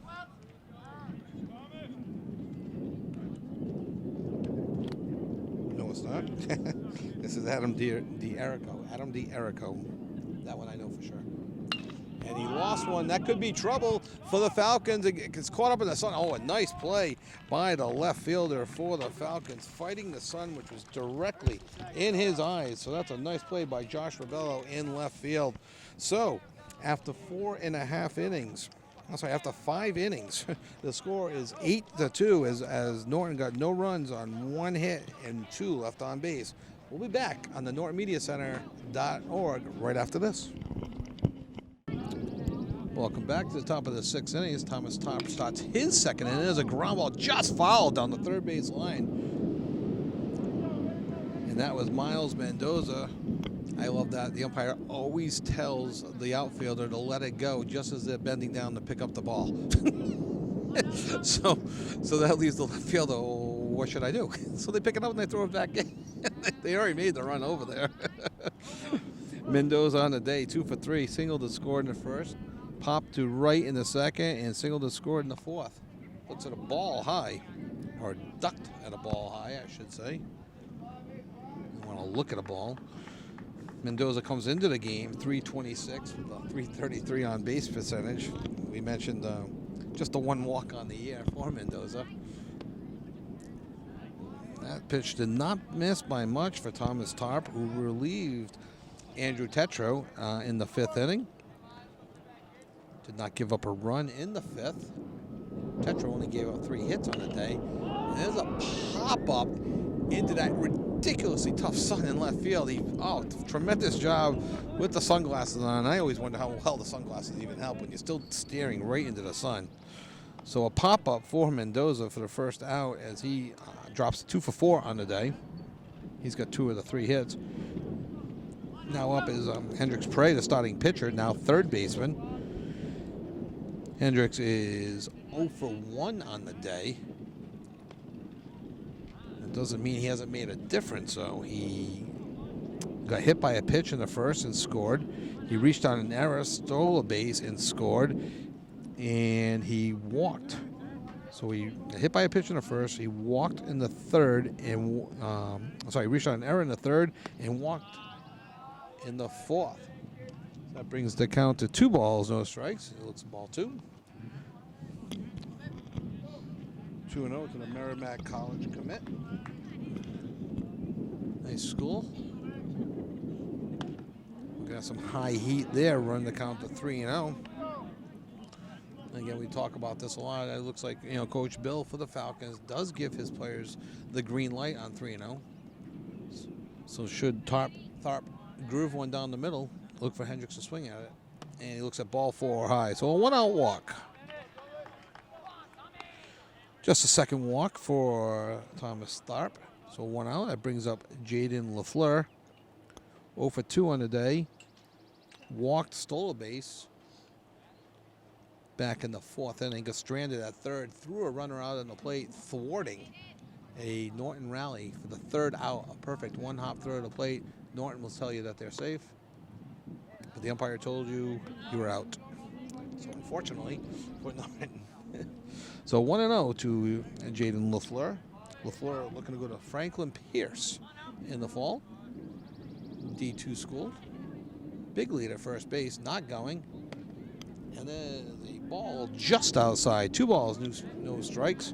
To the number 3 hitter, LaFleur. Came in with a 306 average at a 422. 6 RBIs. 8 runs scored, 6 walks. Been hit twice this year. The 2-0 pitch from the stretch and delivers. Kind of a slide step. You see that all the time now. 3-0. Important for Tharp here to find the strike zone, trust his defense. Norton shading the middle. The middle infielders are shading the middle, looking to turn 2. The 3-0 delivery is a ball high. So I wonder if that'll prompt a visit from either the coach or the catcher. 8 consecutive balls thrown now by Thomas Tharp. And it prompts a visit from the coach and the catcher. And we'll be right back after this mound visit after this. Caleb Newman steps to the plate. 0 for 3 on the day. So the first pitch off the catcher's knee. Kind of a wild pitch there. As runners advance to 2nd and 3rd, Caleb Newman came into the game hitting .333 with .386 on base percentage. Grounded out to short, struck out swinging in the 3rd and reached on an error and stranded on 2nd in the 4th inning. His 4th at bat of the day. 1-0. Runners on second and third. And now 2-0. Norton is, on that pitch, had their defense back. And now with the count 2-0, they're bringing their infield in. So any ball through the hole, look for possibly 2 runners to score. And we talked about 3-0 before, and the batters having a green light. However, Tharp has been struggling with the last 3 batters. So look for Newman here to have the take sign all the way. The 3-0 pitch, and that's ball up high, ball 4. And that's 3 consecutive walks now for Dighton-Rehoboth Falcons. And they did have a mound visit. So we'll see now maybe if Tharp goes from the windup. Maybe he's more comfortable from the windup. They got the number 5 hitter, Mason Culpa, coming to the plate. The UMass Amherst commit. The Tharp stays in the stretch. Bases loaded. Middle infield is kind of back, and they're swinging at the first pitch. It's going to be an infield fly. It's a mile high, and it drops. And the runner from third is advancing. He's risking it, and he is safe. So that's an infield fly. The batter is out. The ball was a mile high, and that scores Hendricks from third, who risked it. Advancing to third is LaFleur. Staying at first is Caleb Newman. So that's an infield fly. I gotta look that up, and I don't have time to. I don't know if that's a sac fly. Do you get an RBI? Is it an error? Because it dropped. It might be an error on the first baseman officially. That was a mile high, and the wind picked it up. And to be honest with you, I was a little bit surprised that he swung at that pitch after 12 consecutive balls. And ball 1 now to Ben Miller, the pitcher, who relieved Prue. And there's a soft liner in the short right field. That scores LaFleur from third, advances Newman to second. And Ben Miller gets an RBI single. Previously, Ben had singled to right, flown to right twice. And now is 2 for 4 on the day with an RBI.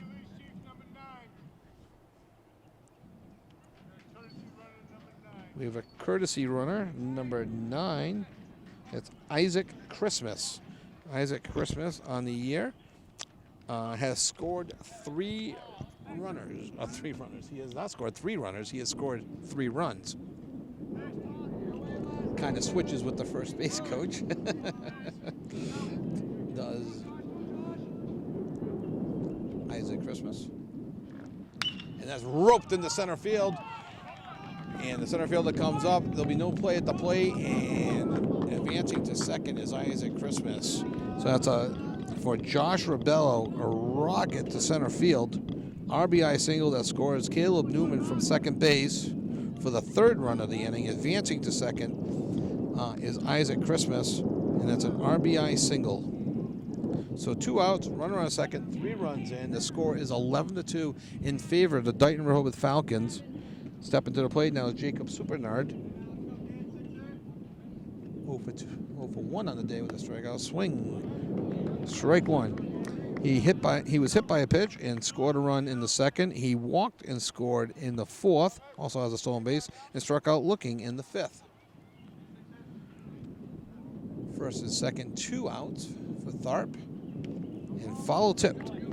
Quickly up in the count, 0-2 to the number 8 hitter, the senior. Came in with a .385 on base percentage. So that number will go up over 400 today. Isaac Christmas on second, the courtesy runner. Josh Rebello on first. Ball low in the dirt.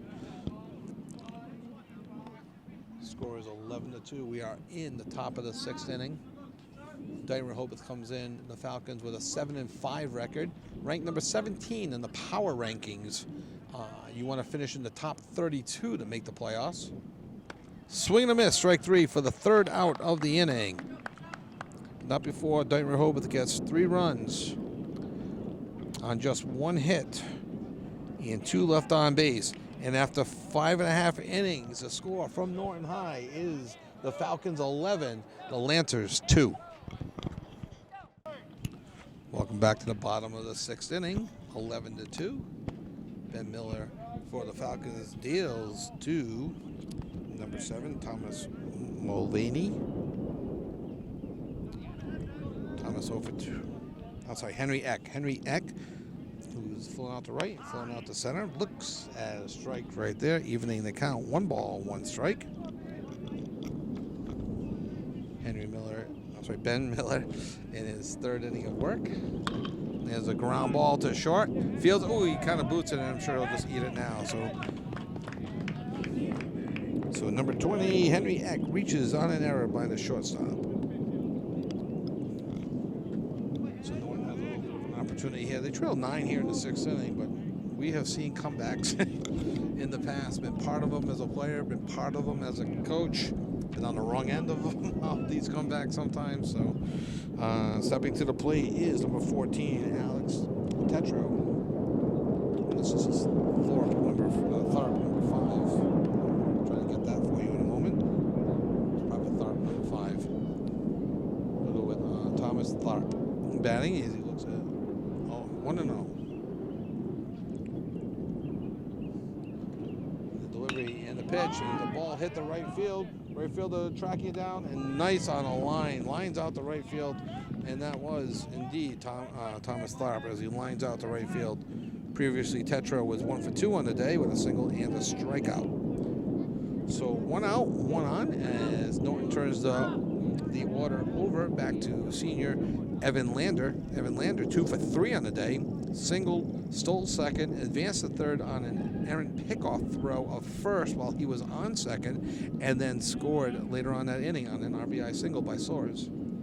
There's a curveball in.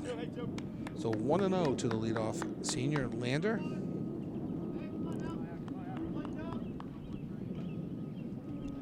Average lead at first base by Eck.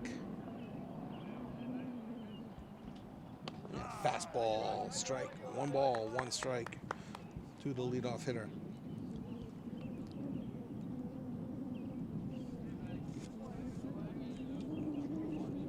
Ben Miller come in pitching just 6 1/3 innings this year for the Falcons, is now in his 3rd inning. There's a shot over the second baseman's head, and Eck takes a big turn of second, looking to go to 3rd, but when you're chasing 9, you don't know how to take any chances. It's 1 out. Now you're a runner in scoring position, and you do not want to get thrown at 3rd, as the Falcons have shown to have good arms in the outfield. So 1st and 2nd, 1 out for Jason Soares, who hasn't lined out to left, struck out looking, and a ground ball to 2nd.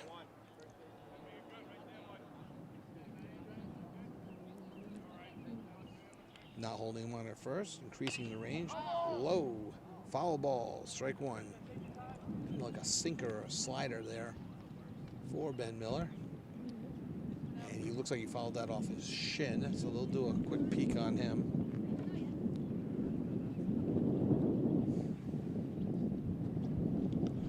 The only way that would be worse, and we'll be back right after this. Okay, it's 0-1 the count, and I'm sure he is thankful that he did not follow that ball off his shin 2 days ago when the temperature was 30 degrees colder, because that would have been some serious, serious pain. I'm sure he was in enough pain after following that off his shin. There's the 0-1 delivery and foul ball again, this time not off his shin, running the count to 0-2. Again, we are 1st and 2nd, 1 out. We are in the bottom of the 6th. The score is the Dighton-Rehoboth Falcons 11, the Norton Lancers 2. Norton looking to win 4 of their final 7 to make a playoff push. Dighton-Rehoboth looking to win their games and increase their power ranking from 17 to see if they can get a little bit higher. There's a ball in the dirt. Nice stop. And they throw down to 2nd. Here's a play at 2nd. And he almost overslides second base on the pickoff. No advancement. That's a ball 1 ball, 2 strikes. Safe at 2nd. Again, if this was a wet turf field, he may have slid right into right field on that one. See those turf fields when they get wet, it's a slip and slide out there. So 1-2. Then Miller with the long look in, gets the sign. Holding him a little bit close to 2nd is a shortstop. And he fooled him with a curve, but a nice bit of hitting there by Soares. to foul it off and stay alive with the count 1-2. And I think the catcher caught a piece of that. Usually when you see the umpire go out to talk to the pitcher, it's because the catcher caught a foul ball. And when you see the catcher just kind of make a little trek out to the pitchers because the umpire caught the foul ball. Kind of a double courtesy thing going on there. Those two are in the way of all foul balls coming at them, those foul tips. Everyone seems okay, no worse for the wear, and the count is 1-2. Runners on first and second, 1 out. Miller looking in, gets the sign and the set. And the pitch. Ball just low. 2 balls, 2 strikes, and the number 2 hitter for Norton. Good opportunity here to cut into that 9-run lead that the Falcons are enjoying right now here in the bottom of the 6th on a perfect day for baseball. And have you said that this year? My guess is no. Curveball, did he go? And they say he did. He went on the curve, so strike 3, swinging. They did not check with the base umpire, which is always funny when they check with the base umpire who's exactly in front of you, who has the exact same angle as the home plate umpire. So it's who never overturns that call anyway. When they're down the baselines, they overturn it. They have a different angle. So strike 2. So 2 outs, first and second, and a curveball to Kevin Marinelli. Has him waving at it. He is 2 for 3. No, I'm sorry. He is 2 for 2 on the day. He has a single to left, a single to right, and worked a walk. Was thrown out at the plate by LaFleur back in the 3rd inning. I'm sure if he's watching, I'm sure he's arguing with the TV saying, I was safe. The cameraman down the first base line next to the dugout said he was safe. All the Norton people around us said he was safe. Alas, he was not. The 0-1 pitch from Miller. Another curveball in the dirt. No advancement. 1 ball, 1 strike to the number 3 hitter for Norton. Again, we mentioned earlier Norton with a tremendous history in their program. I know my own sons played in Attleboro, and all through the Hawk Summer Leagues, Norton always had our number. A 1-1 pitch coming. A foul ball out of play. It wasn't until, and we're talking 9-year-old Hawk All-Stars all the way, the Attleboro team that I was coaching finally got a little measure of revenge with a playoff victory in Junior Legion. The boys were 16. It took 7 years for Attleboro to get a victory over Norton. They always played the game hard. They always played it the right way. The ball go past ball now as it went through the catcher's legs. Runners advance, ball 2. Runners advance to second and third. And I'm sure the Falcons, though the first baseman's in, I'm sure he'll back up right now with a lead, with a 9-run lead and 2 outs in the 6th inning. You just want to get the out. Oh, plus there's 2 outs, you would play the defense back anyway. But if there was less than 2 outs, I'm sure they would play back. So the 2-2 pitch. Miller still going from the windup as he has been since he entered the game. And the pitch. Just missed outside. Tough one to take. You may be able to hit the right field. The LaFleur say, good spot, good spot. And he's got a better angle on it than we do.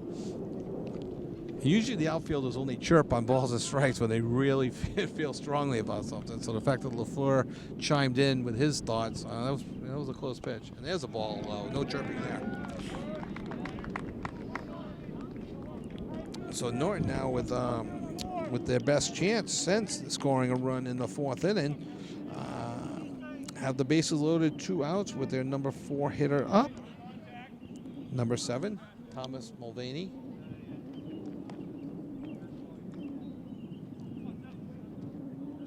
Infield back, outfield deep, maybe moved around a little bit to right center a little bit. And strike 1. Not sure if that was called or on the swing. I'm going to go more of a call. And that's what the batter's asking right now. Was that a call strike or on the swing? And the way he nodded, I think he was on the call, because I don't think Mulvaney went on that. So, 0-1. A little different arm slot there by Miller, kind of more of a 3/4. So 1 ball, 1 strike. You can hear the right fielder LaFleur telling, hey, we got you, trust us, we got you. We've got a good defense out here.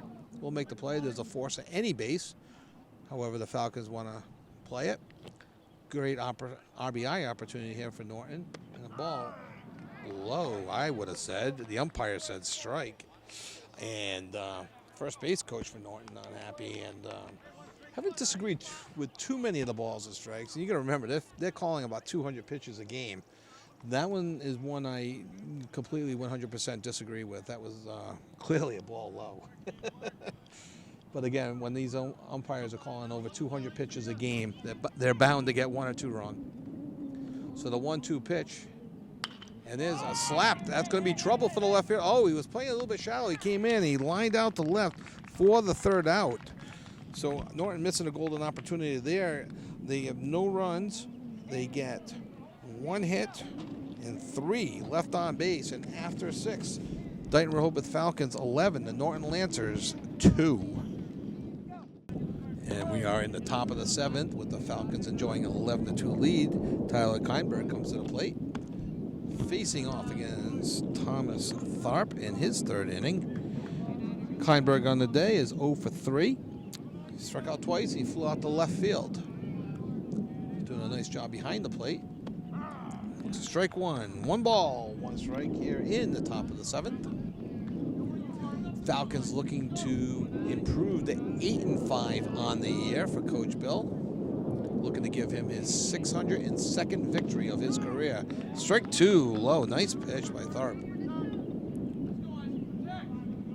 Norton trying to fight their way from advancing to 3-11. Still with a legit shot at the playoffs. If this score holds up, they'll have to win 4 of their final 6, I believe. There's a curveball for strike 3. That might have been his best pitch of the day for Tharp. 1-2. That's his 3rd strikeout since coming into the game for Tetro.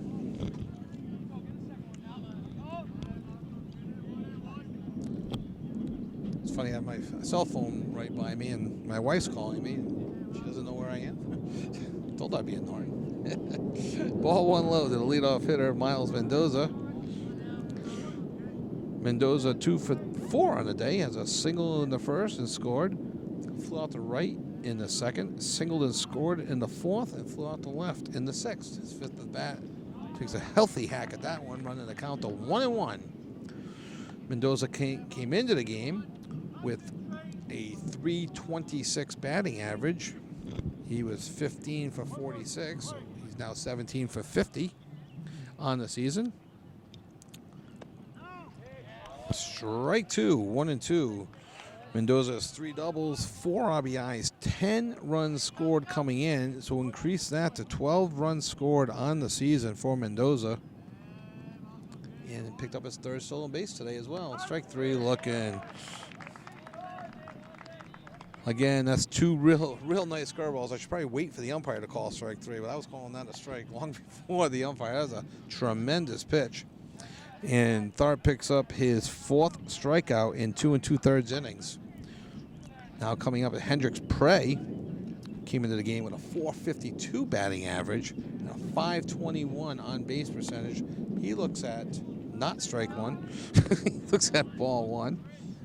Hendricks hit by a pitch and scored. Reached on an error and scored in the 3rd. Walked and got stranded in the 4th. And walked and scored in the 6th. Ball 2. What? Strike.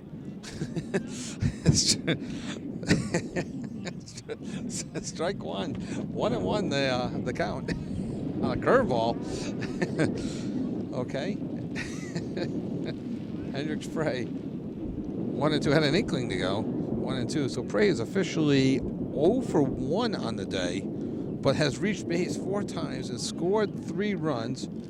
Picked up his 6th stolen base on the season and pitched 3 solid innings, only pitching 48 strikes. Not knowing DR's schedule the rest of the week, but he has some availability to pitch in a day or 2. He lost one up to right field. The right fielder for Norton is under it, makes a play on it, and easy catch, and a 1-2-3 clean inning for Thomas Tharp. So after 6.5, we head into the bottom of the 7th. Lancers need 9 right after this. Norton looking for a little magic here in the bottom of the 7th. Senior captain Jack Nahill leads off against Ben Miller. Ben Miller in his 4th inning. And Nahill looks at strike 1. Norton coming up, probably going to be patient, and will be playing station-to-station ball once they get on base. There's a ball just up and just away. 1 ball, 1 strike. So Miller may have wanted that. Important now to focus on the task at hand. If you're the pitcher, you're up by 9, throw strikes, trust your defense. There's a fastball low, 2-1. To Nahill. Nahill 0 for 1 on the day, has reached base by a walk and a hit by pitch. Stranded on the pass twice, lofted one, but we've seen a tough sun out there today. Let's see what the left fielder does with it and catches it going over his head. Left fielder for the Falcons is Josh Rebello making the play for the first out of the 7th inning.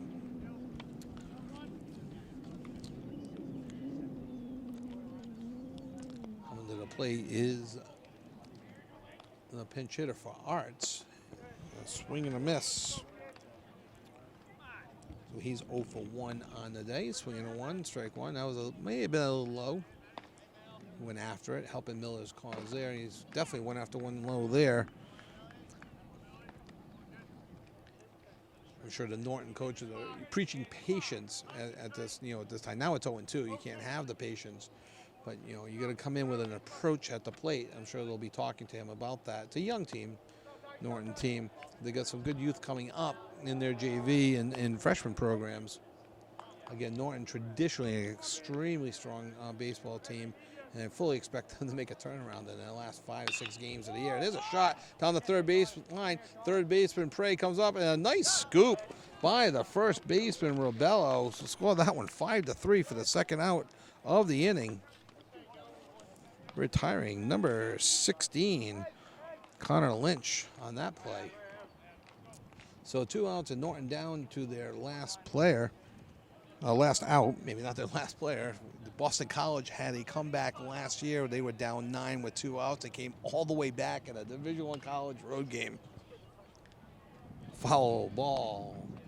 Strike 1. Miller looking to close this out on this beautiful day. If you are looking for a picture-perfect baseball day, this is it. The only complaint, and this is nitpicking, is probably the left fielders, maybe the shortstop on any pop-ups. And there's another one to left field, and the line out to left, and that'll do it on the day. And a nice pitching performance by Ben Miller, who I guess will get the save for 4 innings of relief work, and Hendricks Prey will get the win for Dighton-Rehoboth. Dighton-Rehoboth moves to 8-5 on the season and increases their power rankings. Norton drops to 3-11 and just puts himself in a situation they need about 4 more wins this year to qualify for the playoffs. I want to thank you for watching on NortonMediaCenter.org. For Jeff Carr, I'm Kevin Callahan. Have a great night, everyone.